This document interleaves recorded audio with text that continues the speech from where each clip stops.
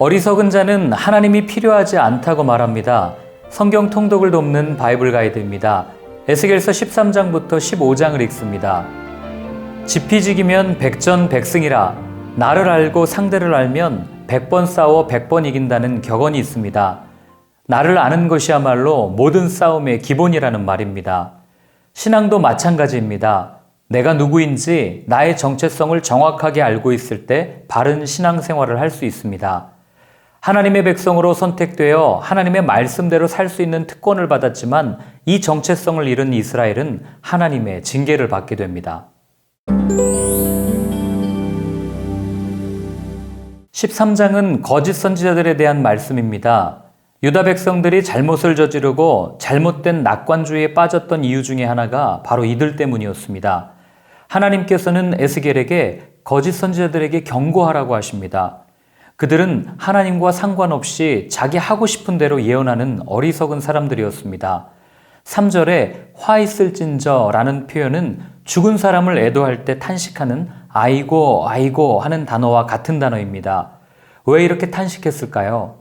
그들은 썩은 고기를 먹는 황무지의 여우처럼 피해를 본 사람들을 잡아먹고 사람들의 약점을 기회로 삼아 이익을 추구했습니다. 또한 그들은 허탄한 것을 말했으며 평강이 없음에도 백성들을 유혹하여 평강이 있다고 거짓을 말했습니다. 하나님께서는 그들을 담에 회칠하는 사람, 회칠한 담으로 표현하십니다. 회칠한 담은 겉모습은 그럴듯하지만 폭풍이 몰아치면 무너지듯이 회칠한 담 같은 그들도 하나님의 분노로 무너질 것이라고 말씀하십니다. 이어 거짓 여선지자들을 향해서는 18절 사람의 영혼을 사냥하는 사냥꾼으로 비유하며 두옹쿰의 보리와 두어 조각의 떡을 위해 하나님의 이름을 욕되게 하며 백성들에게 거짓을 말하는 악행을 저지른다고 지적하십니다. 심지어 그들은 허탄한 묵시, 점치는 것을 통해 이익을 취하기까지 했습니다. 이들의 거짓된 예언은 거짓된 결과를 낳았습니다. 죽지 않을 영혼은 죽이고 살지 못할 영혼은 살린 것입니다. 이스라엘 장로 두어 사람이 에스겔 앞에 앉습니다. 3절을 보면 무언가를 묻기 위해 왔는데 무엇을 물으려 했는지는 알 수 없습니다. 그때 우상의 수요대로 보응하겠다는 하나님의 말씀이 에스겔에게 임합니다. 하나님은 에스겔을 찾아온 장로들이 묻는 것을 용납하지 않으십니다. 4절이 이유를 알려주는데 마음속에 우상과 죄악의 걸림돌을 가진 채 나왔기 때문입니다.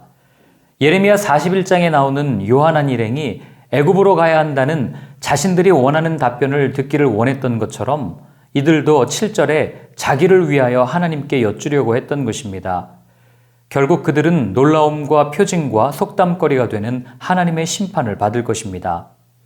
하나님께서는 비록 노아, 다니엘, 욥과 같은 의로운 사람이 있다 하더라도 예루살렘에 예정된 심판을 막을 수 없다고 단언하십니다.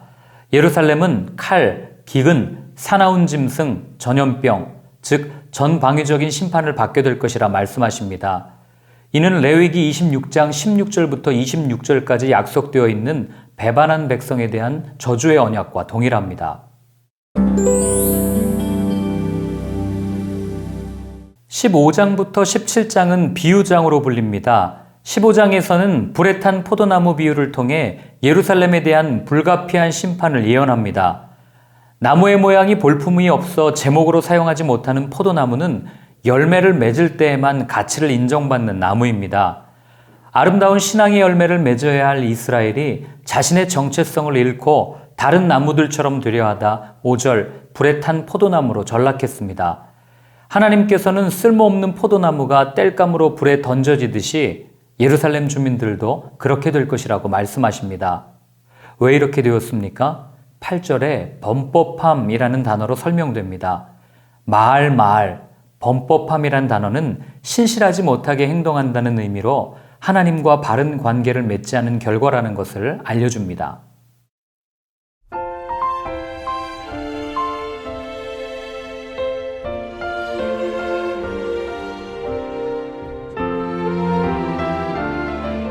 계속해서 심판을 받아야 하는 이유를 열거하시는 하나님, 도대체 무엇 때문에 진노하시며 말씀하시는 걸까요? 마알이라는 단어가 설명해 줍니다. 하나님과 바른 관계를 맺지 못한 것입니다. 하나님을 버린 것입니다. 예수님께서는 요한복음 15장 5절과 6절에 나는 포도나무요 너희는 가지라 그가 내 안에 내가 그 안에 거하면 사람이 열매를 많이 맺나니 나를 떠나서는 너희가 아무것도 할 수 없음이라. 사람이 내 안에 거하지 아니하면 가지처럼 밖에 버려져 마르나니 사람들이 그것을 모아다가 불에 던져 사르느니라 라고 말씀하십니다. 산소줄을 메고 바다에 들어가는 잠수부를 생각해 봅시다. 하나님 안에서 누리는 자유보다 더 많은 자유를 누리고 싶다고 하나님을 떠나는 것은 더 깊은 바다로 내려가고 싶다고 연결된 산소줄을 끊어버리는 것과 같은 행동입니다. 얼마나 어리석습니까? 사람은 하나님 안에서 자유를 누리도록 지음받았다는 사실을 잊지 마시기 바랍니다.